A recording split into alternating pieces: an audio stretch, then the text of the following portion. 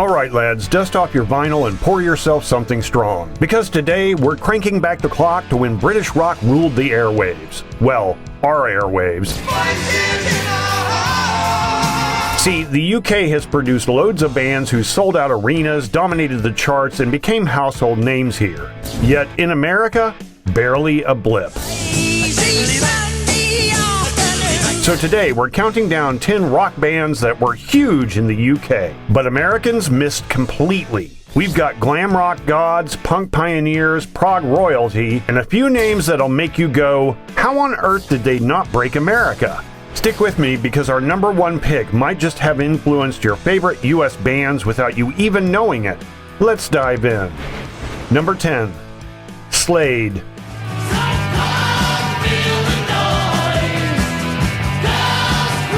Picture the early 70s UK glam scene, glitter, platform boots, and choruses you could chant after 2 pints. That was Slade.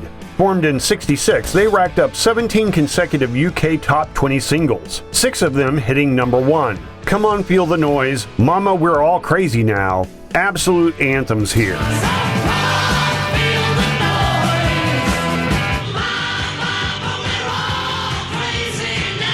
But in America, radio shrugged. Their number 1 smash, Come On Feel the Noise, only hit number 98 on the Billboard Hot 100. Ironically, it took Quiet Riot covering their songs in the 80s to get them US chart action.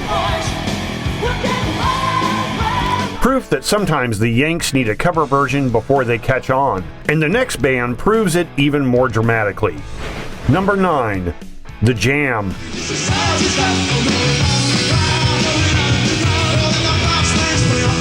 Sharp suits, sharper lyrics. The Jam were the perfect collision of punk energy and mod style. Between 77 and 82, they had 18 straight UK Top 40 hits, 4 of them number 1. Paul Weller's writing was electric. Going Underground, Town Called Malice, Strange Town, everyone a slice of British life.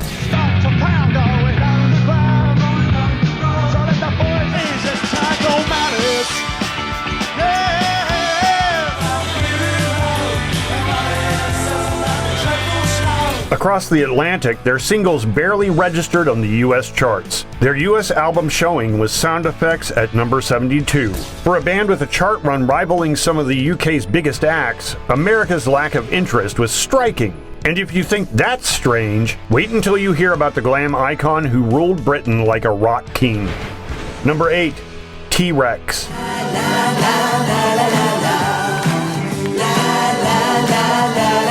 If glam rock had a crowned prince, it was Mark Bolan. Between 1970 and 73, T-Rex unleashed 11 UK top 10 singles. Hot Love, Telegram Sam, Metal Guru. Bolan's charisma was off the charts.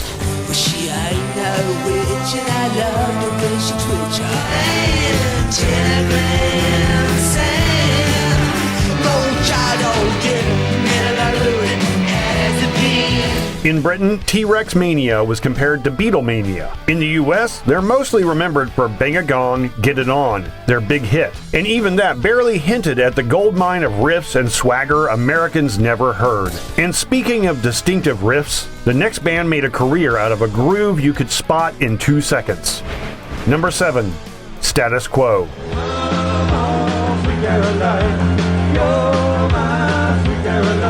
Few bands have a groove as instantly recognizable as Status Quo's boogie rock. Over 60 UK chart hits and a career spanning 5 decades. Caroline, Down Down, Rockin' All Over the World, they were pub rock perfection.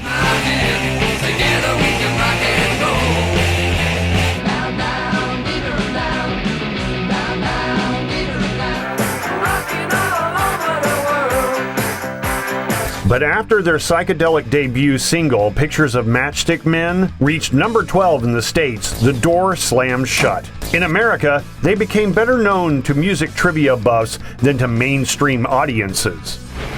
Number 6. Small Faces.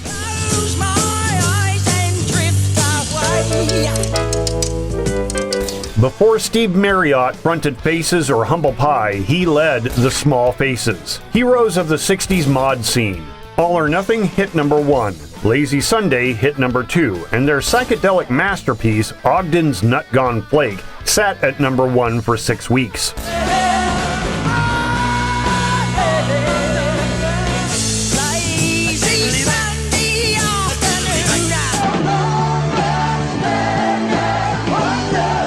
In America, they barely made a dent. Even their most US-friendly single, Itchy Coo Park, peaked at number 16. One of Britain's most beloved 60s bands, yet almost invisible across the pond. If you think the 60s were tough for UK acts in America, wait until you hear about the 80s synth band that couldn't buy a US hit. Number 5. Ultravox.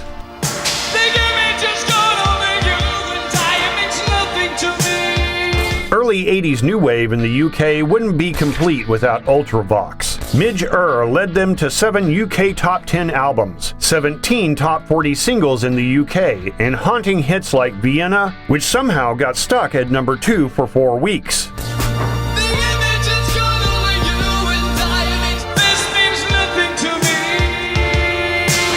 America? Not interested. Their sleek synth rock was probably too European for US rock radio. By the time Americans embraced synth bands, Ultravox had already moved on. And if you think that's unlucky, the next band took rock into outer space and still couldn't land in the US charts. Number 4. Hawkwind.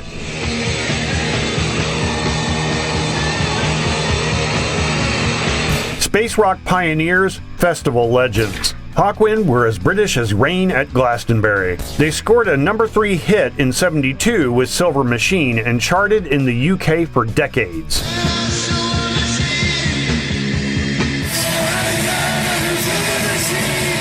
But in the US, they were a cult curiosity. Even having Lemmy on bass didn't boost their profile stateside. Their cosmic jams were light years away from American FM playlists. Still, they did better in Europe than the hard rock giants we've got next. Number 3. Uriah Heep.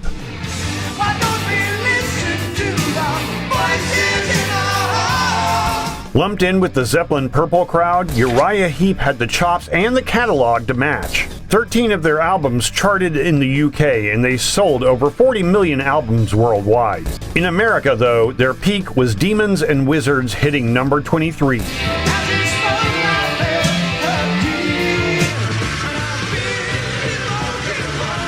While Europeans packed arenas, most Americans recognized them only vaguely as another British hard rock act.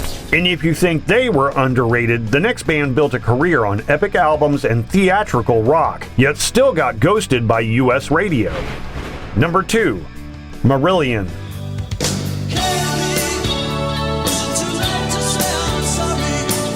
'80s neo-prog masters Marillion were massive at home.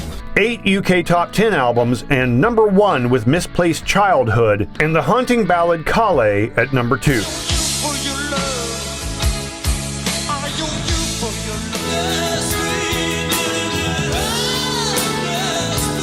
In the US, Calais scraped to number 74, their chart hit. American rock radio at the time rarely embraced theatrical concept-driven rock on a large scale. Meanwhile, in Britain, they were fan-funded pioneers selling out arenas. Which brings us to our number 1, a punk-pop powerhouse that lit up the UK while staying almost invisible in the States. Number 1, Buzzcocks. If you ever let me down, these promises. Our number 1 is pure punk-pop brilliance. The Buzzcocks never hit number 1, but songs like Ever Fallen in Love and Promises were staples on UK radio.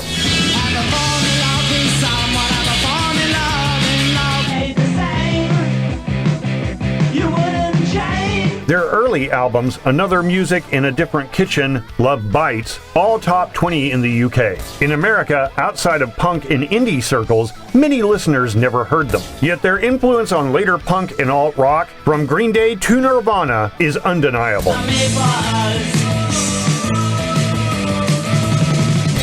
And there you have it, 10 British rock giants who could fill arenas in London but couldn't get a whiff of mainstream airplay in Los Angeles. Some of these bands eventually found cult followings in the States. Some are still touring to loyal UK crowds. So, which of these bands do you think America missed out on the most? And did I leave anyone off the list who deserves a shout? Drop your picks in the comments, and if you made it this far, clearly you love rock history as much as we do. So hit that like button and subscribe for more deep dives into the corners of rock history that mainstream radio forgot. Until next time, keep the volume high, the beer cold, and the needle clean. Rock on!